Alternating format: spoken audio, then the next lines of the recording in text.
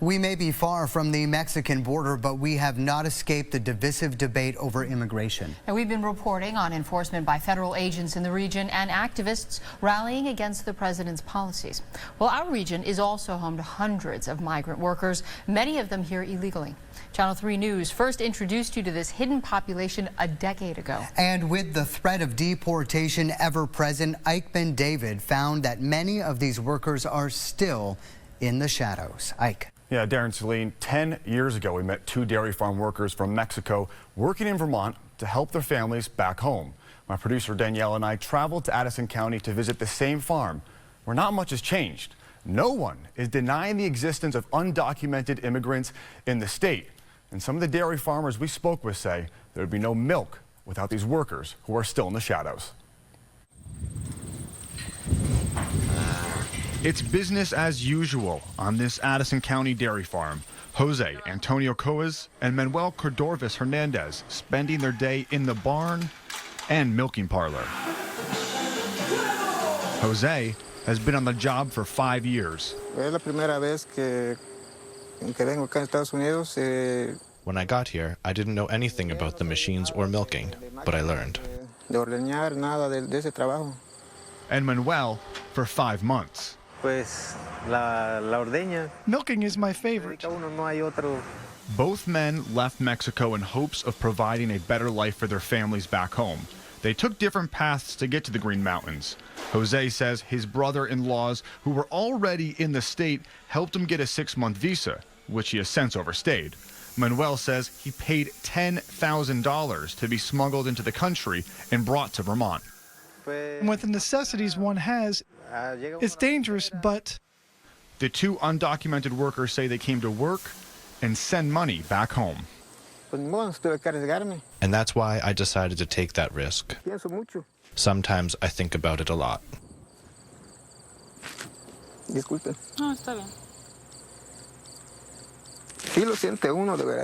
And it hurts to leave the family. Do you miss home? Sí. What do you miss most? Pues la familia, más que nada. The family, it's what I miss the most. Es lo que más extraño. And the people you love, you sacrifice being with them to be here. Like farm hands everywhere, their days are long, working odd hours. Both Jose and Manuel say they are paid and treated well, but they rarely leave the farm, staying in the shadows to avoid federal immigration authorities. You've got to take care of yourself more than anything. That you don't get in trouble. I only come here to work. I'm too scared to leave because I know I'm not safe. And well, that's my life. You know, they got to hide. Because if they go to the dentist, if they go to the grocery store, Border Patrol or ICE is going to pick them up. Jose and Manuel work on Rob Hunt's dairy farm. Hunt supplies the men with a place to stay, gives them some food, and takes them grocery shopping. You know, I want to make sure they're happy. You know, happy people they're a lot more productive. And with no American workers answering the call for help, the farm owner says his farm would fail if he didn't have migrants helping milk his 160 cows. And without those guys, you know, there's no way. There's no way I can do it. And his stance hasn't changed. Hunt spoke with us over 10 years ago. I first decided I wanted to use Mexican labor because that was the only option I had. Back to today, the same issue stands. In the last 10 years, we have not had an American come and ask for a full-time job here. Hunt doesn't feel he's taking the easy way out by using migrant labor. He says it's harder, as there are language and cultural challenges he faces every single day. They're not cheaper. They're not at all cheaper. They're willing to do the work. And the state isn't hiding from the fact that this is happening. It's clear that the migrant workforce plays a critical role in agriculture in the state of Vermont. Agriculture Secretary Anson Tebbit says he sees migrant workers when he visits farms of all sizes. He feels that farmers treat their workers fair and pay them a respectful wage because without the help from migrant labor, some of the chores would not get done. Back in Addison, Jose and Manuel admitted to us that they are undocumented, but their employer says he was given paperwork. My guys, as far as I'm concerned, they've always been legal. You can't ask people based on their race whether they're a legal citizen if they're providing you with the required documents. Documented or not, Jose and Manuel say they don't want to stay in the United States forever. They want to go back home to live a better life. No. No. Estaría aquí I'd stay here to work, but not to stay here to live forever. para vivir. In my opinion, no. Algo difícil, ¿no? It's difficult. O imposible. It's impossible. Pero no porque But no, pues, because my goal is to return to Mexico. Ike Bendavid is learning more about this group of people who've been here for years but are still in the shadows. Ike. Yeah, yesterday we took you to Addison County where we spoke with two migrant Mexican workers. They work in the state to send money back home and hope to return to Mexico. They tell us they don't want to stay in America. But tonight we head up to Franklin County where we reintroduce you to Ismael Mendez Lopez, an undocumented immigrant who hopes to stay in the Green Mountains. Oh, sí, pues estos papeles son los que... Ismael Mendez Lopez has been in the United States illegally for 10 years, working on farms and living in the shadows till earlier this year when he was arrested. Son estos los papeles que nos dieron todo ahí. These are immigration papers that I was given when we were first detained. Ismael was away from the farm where he worked, on a trip to town to send money back to his family when he was pulled over by Border Patrol. Questioned about his citizenship and with no documentation, he was detained. Pues la mera verdad, pues en mi pensar. I don't think I'm a criminal, but being in this country, I feel like one because I don't have the paperwork. Sin papeles. He was sent to a federal detention center in Dover, New Hampshire. I talked with Ismael on the phone while he was waiting for a court hearing. I'm not ashamed. God knows, and He gives me an opportunity to stay here. I will continue working. Ismael filed a claim for asylum, a request to be allowed to stay in the United States because of fear of persecution in his native Mexico. His petition is now being considered, and he's back in Vermont, no longer fearing arrest. Oh, sí, por supuesto que sí. Yes, I am undocumented, but I also have paperwork showing I'm starting the process, so I am able to stay. That's not the case for hundreds of other undocumented farm workers in our region who worry about encounters with Border Patrol. What they are doing is bringing fear to a community. Advocacy group Migrant Justice believes federal agents have increased visibility around farms to keep the migrant workers in the shadows. It's easier to have them hidden, working, not speaking up, not raising their voices, not seen as humans. Border Patrol denies any special attention paid to farms. They would not agree to speak on camera, but issued a statement saying, in certain areas of Swanton sector, it is impossible to travel east or west without driving by farms.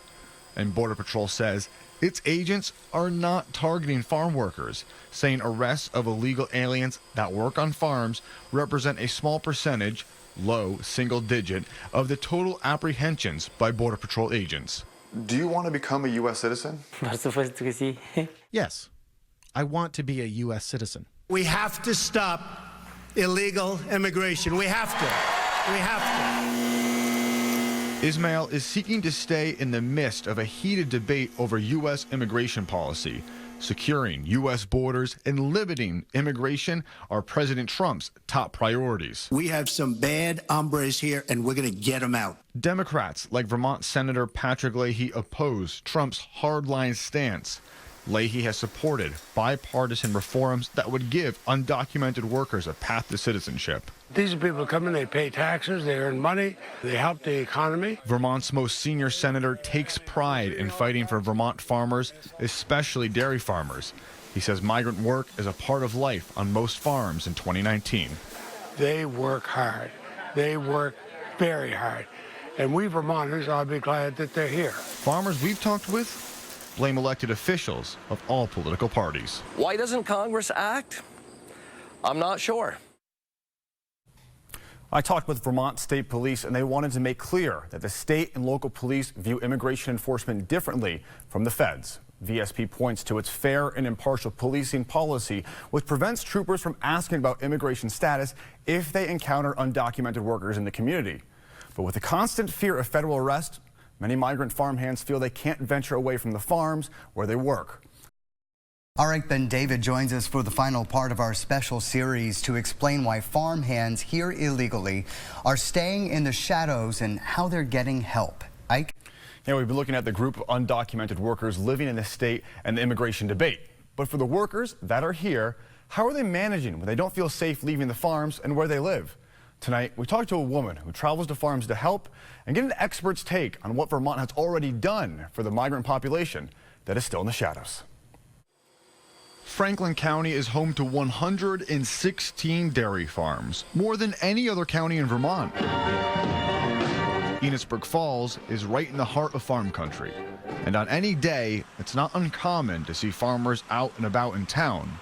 But migrant workers, that's a different story. I mean, it would certainly seem like they don't venture far from the farm. They're really hard-working people, and they pretty much stay to themselves. Even at the corner store, sightings of this mostly Central American population are rare. I've never seen them come into the store. I don't even think they leave the area. I don't think they leave the farm. They're human beings just like we are. So Paul Jarvis is one of the owners of the Jarvis family farm. They have two locations just about 10 miles from the northern border. He says they have several migrant workers on their farm. He turned to them after Vermonters were not applying. How vital are migrant workers on your dairy farm? Well, they want to get out there and they want to help, and I mean, anybody that wants to help on a farm is very vital. But to help us understand why you might not see migrants and the work they do, Jarvis put it in TV terms. The people you don't see, the ones behind the scene, just like you guys producing something, you know, you might not see her, you know, always behind the scene. So they make it happen. Yes. Out of focus and out of the picture, but not forgotten by everyone. A lot of needs not being met. This American citizen spends her days helping migrant workers. She spoke to us under the condition that we do not reveal her identity. She says what started as a messenger service to help drive and translate for migrant workers on farms turned into a full-time job as a mobile market and taxi service for migrant workers. You feel like a soda, you can just go to the store. Well, they can't.